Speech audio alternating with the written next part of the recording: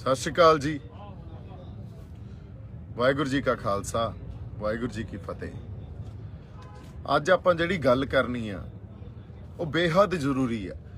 इस खातर जरूरी आ भी नैशनल मीडिया तो स्पैशली जी न्यूज़ तो ये वार वार स्टेटमेंट्स आई खालसा एड लई ते जिहड़े सरदार रवि सिंह जी आ उन्हां लई भी ओह अतवादी आ आतंकवादी आ जिवें ये कहिंदे आ। मेरा वाह इस बारे गल करांगे आपां। पहलां तां मेरा वाह खालसा एड नाल पहली वारी उदों शुरू होया जदों आपां शंभू मोर्चा लाया सी।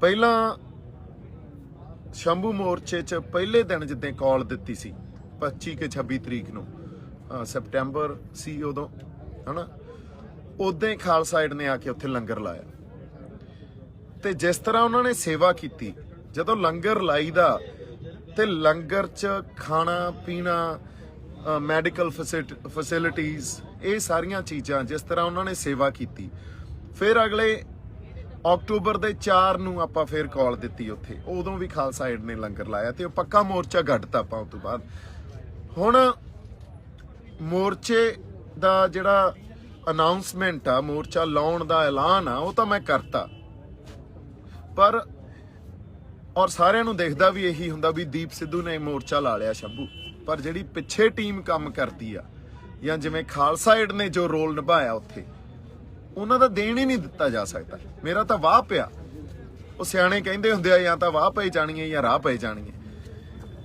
जे मोर्चा हो सक्सैसफुल रहा इन टर्म्स ऑफ भी आपां लोकां नूं जगाया तां उहदे च खालसा एड दा बहुत वड्डा योगदान आ।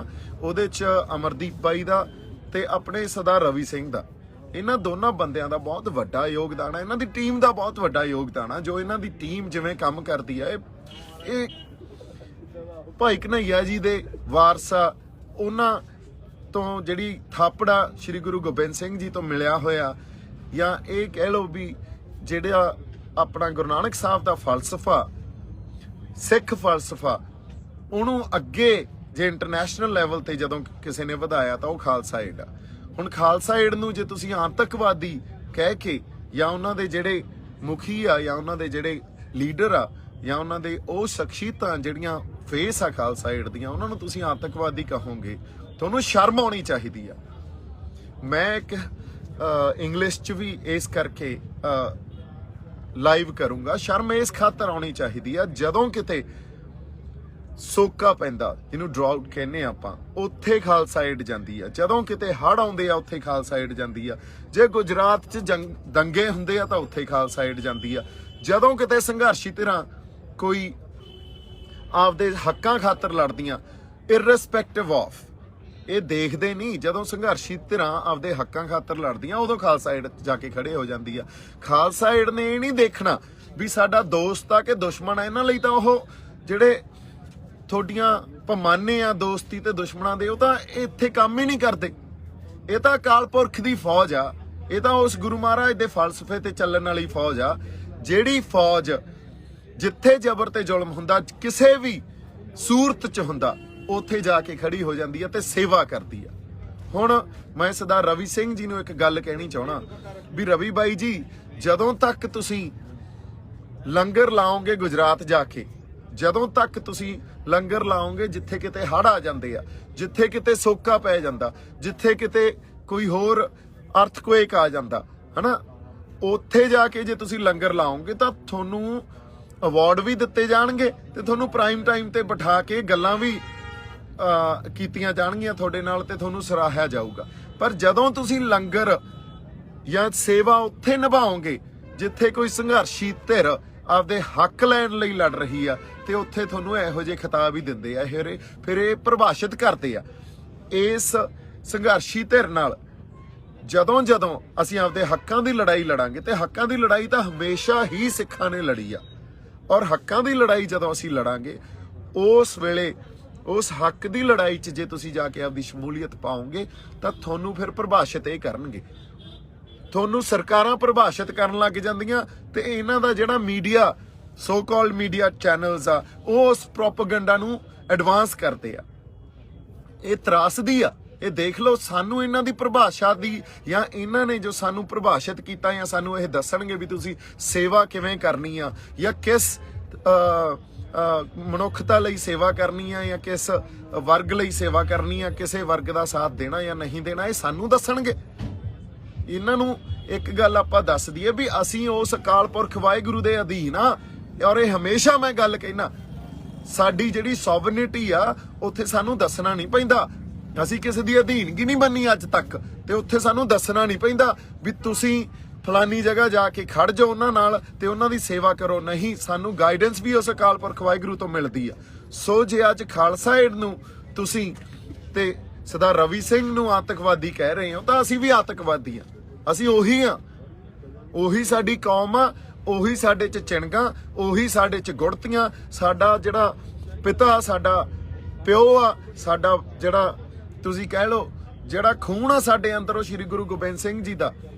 ਅਸੀਂ ਅਨੰਦਪੁਰ ਸਾਹਿਬ ਦੇ ਨਿਵਾਸੀ ਆ, ਸਾਡਾ ਪਿਓ ਸ਼੍ਰੀ ਗੁਰੂ ਗੋਬਿੰਦ ਸਿੰਘ ਜੀ ਆ ਤੇ ਅਸੀਂ ਉਹਨਾਂ ਦੀ ਔਲਾਦਾਂ। ਅਸੀਂ ਆਪਦੇ ਰਹਿਬਰਾਂ ਤੋਂ, ਆਪਦੇ ਗੁਰੂਆਂ ਤੋਂ ਕਦੇ ਮੁਨਕਰ ਨਹੀਂ ਹੋ ਸਕਦੇ।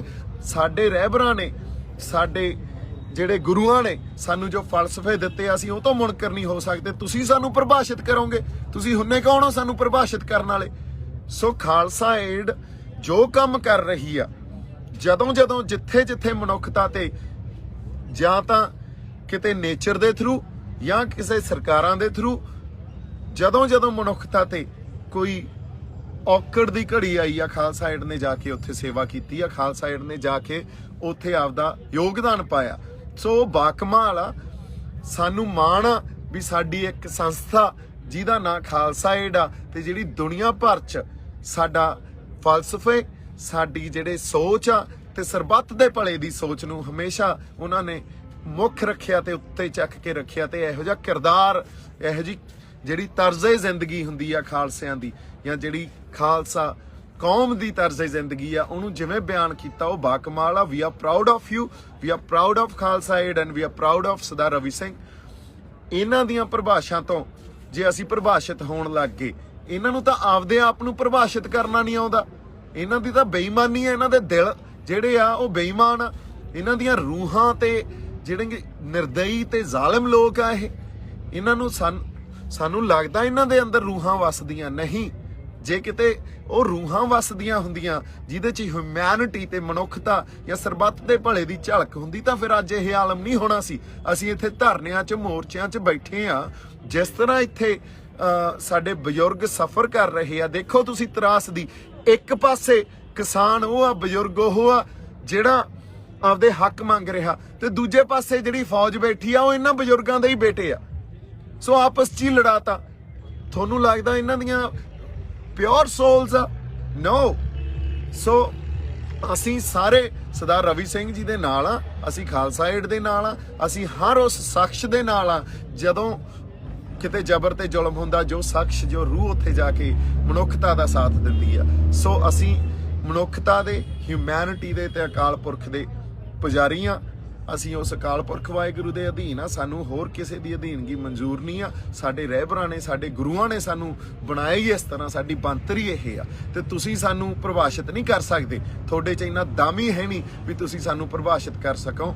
ਅਸੀਂ, ਸਾਡਾ ਦਾਇਰਾ ਤੇ ਸਾਡਾ ਜਿਹੜਾ ਤੁਸੀਂ ਕਹਿ ਲਓ ਵੀ ਸਾਡੀ ਸੋਚ ਆ, ਉਹ ਤੁਹਾਡੀਆਂ ਪ੍ਰਭਾਸ਼ਾਵਾਂ ਜਾਂ ਤੁਸੀਂ ਜਿਵੇਂ ਸਾਨੂੰ ਡਿਫਾਈਨ ਕਰਦੇ ਉਹ ਤੋਂ ਬਹੁਤ ਪਰਾਂ। ਸੋ ਇੱਥੇ ਖਾਲਸਾ ਏਡ ਦੀ ਗੱਲ ਆਪਾਂ ਅੱਗੇ ਜਿਹੜੀ ਦੂਜੀ ਗੱਲ ਕਰਨੀ ਆ, ਜਿਸ ਤਰ੍ਹਾਂ ਹਰਿਆਣੇ ਦੇ ਬਜ਼ੁਰਗਾਂ ਨੂੰ ਜੋ ਕਿ ਹੁੱਕਾ ਪੀ ਰਹੇ ਸੀ, ਉਹਨਾਂ ਨੂੰ ਇਹਨਾਂ ਨੇ ਦਮ ਮਾਰੋ ਦਮ ਗੈਂਗ ਡਿਫਾਈਨ ਕੀਤਾ। ਸ਼ਰਮ ਆਉਣੀ ਚਾਹੀਦੀ ਹੈ ਇਹਨਾਂ ਨੂੰ।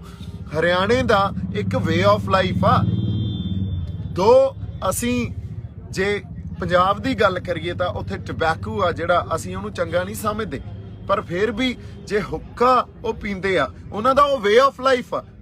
ਔਰ ਹਰਿਆਣੇ 'ਚ ਤਾਂ ਇੱਕ ਕਹਾਵਤ ਆ ਵੀ ਜੇ ਕਿਸੇ ਨੂੰ ਆਪਦੇ ਕਿਸੇ ਵਰਗ 'ਚੋਂ ਬਾਹਰ ਕਰਨਾ ਹੋਵੇ, ਉਹ ਕਹਿੰਦੇ ਆ ਵੀ ਇਸ ਬੰਦੇ ਦਾ ਹੁੱਕਾ ਪਾਣੀ ਬੰਦ ਕਰੋ।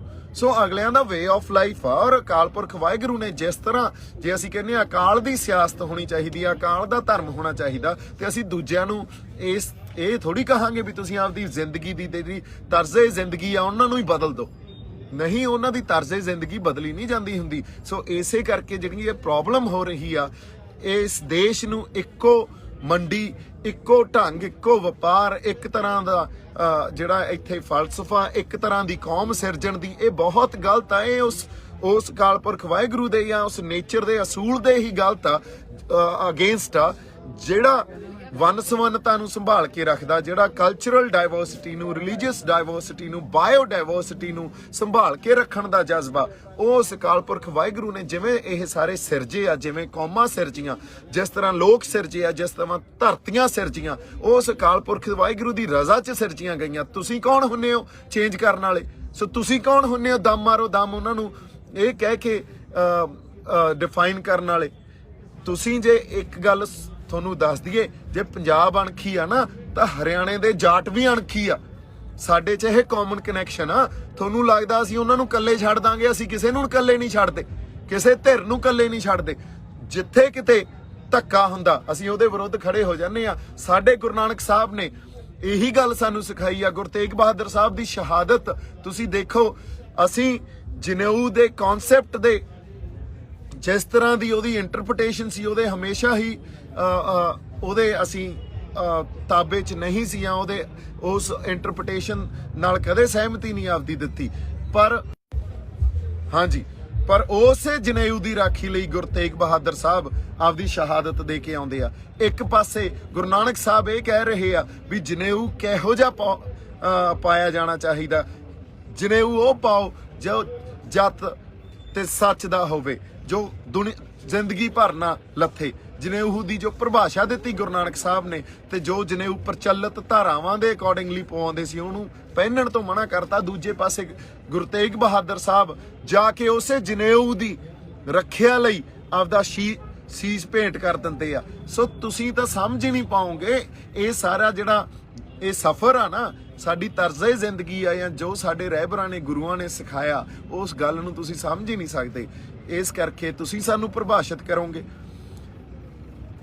ਅਸੀਂ ਕਿਤੇ ਵੀ ਧੱਕਾ, ਜ਼ਬਰ ਤੇ ਜ਼ੁਲਮ ਹੋ ਰਿਹਾ ਹੋਵੇ ਉਹ ਬਰਦਾਸ਼ਤ ਨਹੀਂ ਕਰ ਸਕਾਂਗੇ। ਇਹ ਸਾਡੀ ਸਿਰਫ ਕੌਮ ਤੱਕ ਗੱਲ ਡਿਫਾਈਨ ਨਹੀਂ ਰਹਿੰਦੀ, ਇਹ ਗੱਲ ਜਿੱਥੇ ਮਰਜੀ ਦੁਨੀਆ 'ਚ ਜਿਸ ਕਿਸੇ ਵਰਗ ਤੇ, ਜਿਸ ਕਿਸੇ ਕੌਮ ਤੇ ਕੋਈ ਧੱਕਾ ਜਾਂ ਜ਼ੁਲਮ ਹੋ ਰਿਹਾ ਹੋਊਗਾ, ਸਾਡੀ ਕੌਮ ਉੱਥੇ ਜਾ ਕੇ ਖੜ ਜੂਗੀ। ਸਾਡੀ ਕੌਮ ਉਸ ਧਰਮ ਯੁੱਧ ਨੂੰ ਆਪਦਾ ਧਰਮ ਯੁੱਧ ਸਮਝ ਕੇ ਲੜੂਗੀ। ਸੱਚ ਤੇ ਝੂਠ ਦੀ ਲੜਾਈ ਸਮਝ ਕੇ ਉਹ ਲੜਾਈ ਲੜੀ ਜਾਊਗੀ। ਸੋ ਇਹੀ ਸਾਡਾ ਫਲਸਫਾ, ਇਹੀ ਸਾਡਾ ਜਜ਼ਬਾ। ਇਹ ਤੋਂ ਅਸੀਂ ਮੁਨਕਰ ਨਹੀਂ ਹੋ ਸਕਦੇ, ਕਿਉਂਕਿ ਇਹੀ ਸਾਡੇ ਗੁਰੂ ਸਾਹਿਬਾਨਾਂ ਨੇ ਸਾਡੇ ਅੰਦਰ ਇਹ ਚਿਣਗ ਲਾਈ ਹੋਈ ਆ। ਸੋ ਸਾਨੂੰ ਸਮਝਣਾ ਤੁਹਾਡੇ ਲਈ ਔਖਾ, ਪਰ ਇੰਨੀ ਕੁ ਗੱਲ ਮੈਂ ਜ਼ਰੂਰ ਕਹੂੰਗਾ, ਜੇ ਕਿਤੇ ਤੁਸੀਂ ਹਿਊਮੈਨਿਟੀ ਨੂੰ ਮਾੜੀ ਮੋਟੀ ਸਮਝਦੇ ਹੋ, ਜੇ ਤੁਹਾਡੇ ਅੰਦਰ ਤੁਹਾਡੀਆਂ ਰੂਹਾਂ ਹਜੇ ਵੀ ਹੈਗੀਆਂ, ਉਹ ਮਰੀਆਂ ਨਹੀਂ, ਹਨਾ, ਤੁਹਾਡੀਆਂ ਜ਼ਮੀਰਾਂ ਜਾਗਦੀਆਂ, ਤਾਂ ਇੱਥੇ ਜਿਹੜੇ ਸਾਡੇ ਸੰਘਰਸ਼ੀ ਲੋਕ ਬੈਠੇ ਆ ਉਹਨਾਂ ਨੂੰ ਡਿਫਾਈਨ ਕਰਨਾ ਬੰਦ ਕਰੋ। ਇਹਨਾਂ ਦਾ ਹੱਕ ਤੇ ਇਹਨਾਂ ਦੇ ਜਿਹੜੇ ਹੱਕ ਬਣਦੇ ਆ ਉਹ ਇਹਨਾਂ ਨੂੰ ਦਿੱਤੇ ਜਾਣ। ਤੇ ਇਸ ਸੰਘਰਸ਼ ਨੂੰ ਜਿਸ ਤਰ੍ਹਾਂ ਇਹਨਾਂ ਲੋਕਾਂ ਨੇ ਇੱਕ ਜਾਬਤੇ 'ਚ ਰਹਿ ਕੇ ਸ਼ਾਂਤਮਈ ਢੰਗ ਨਾਲ ਜੋ ਜਜ਼ਬਾ ਦਿਖਾਇਆ, ਉਹ ਬਾਕਮਾਲ ਆ। ਸਾਡੀ ਸੰਗਤ ਤੇ ਸਾਡੇ ਲੋਕਾਂ ਦਾ ਉਸ ਜਜ਼ਬੇ ਨੂੰ ਮੈਂ ਸਲਾਮ ਕਰਦਾ। ਤੇ ਅਕਾਲ ਪੁਰਖ ਵਾਹਿਗੁਰੂ ਦੇ ਉਸ ਅਕਾਲ ਪੁਰਖ ਵਾਹਿਗੁਰੂ ਦੀ ਅਗਵਾਈ 'ਚ ਅਸੀਂ ਇਹ ਸੰਘਰਸ਼ ਲੜ ਰਹੇ ਹਾਂ। ਉਸ ਅਕਾਲ ਪੁਰਖ ਵਾਹਿਗੁਰੂ ਤੋਂ ਬਿਨਾਂ ਜੋ ਵਰਤਾਰਾ ਵਾਪਰਿਆ, ਜੋ ਇਤਿਹਾਸ ਇਹ ਰਚਿਆ, ਉਹ ਰਚਿਆ ਨਹੀਂ ਜਾ ਸਕਦਾ ਸੀ। ਉਹਨਾਂ ਦੀ ਅਗਵਾਈ 'ਚ ਤੇ ਸ਼ਹੀਦੀ ਸਿੰਘਾਂ ਦੀ ਪਹਿਰੇ 'ਚ ਅਸੀਂ ਇਹ ਜਿਹੜੀ ਜੰਗ ਆ ਉਹ ਲੜ ਰਹੇ ਹਾਂ। ਇਹ ਗੱਲ ਸਾਡੇ ਸੰਘਰਸ਼ੀ ਜਿਹੜੇ ਰੂਹਾਂ, ਸਾਡੇ ਲੋਕ ਆ, ਉਹ ਯਾਦ ਰੱਖਣ ਤੇ ਉਸ ਗੁਰੂ 'ਚ ਭਰੋਸਾ ਰੱਖ ਕੇ ਹੀ ਅਸੀਂ ਜਿੱਤਣਾ। ਉਸ ਗੁਰੂ 'ਚ ਹਮੇਸ਼ਾ ਭਰੋਸਾ ਰੱਖਿਓ। ਬਾਕੀ ਸਰਕਾਰਾਂ ਜਾਂ ਇਹ ਨੈਸ਼ਨਲ ਮੀਡੀਆ ਸਾਨੂੰ ਕੀ ਡਿਫਾਈਨ ਕਰੂਗਾ, ਅਸੀਂ ਇਹਨਾਂ ਤੋਂ ਬਹੁਤ ਪਰਾਂ ਦੀਆਂ ਗੱਲਾਂ। ਸੋ ਜਿਉਂਦੇ ਵਸਦੇ ਰਹੋ, ਖੁਸ਼ ਰਹੋ, ਆਬਾਦ ਰਹੋ। ਸਤਿ ਸ਼੍ਰੀ ਅਕਾਲ ਜੀ।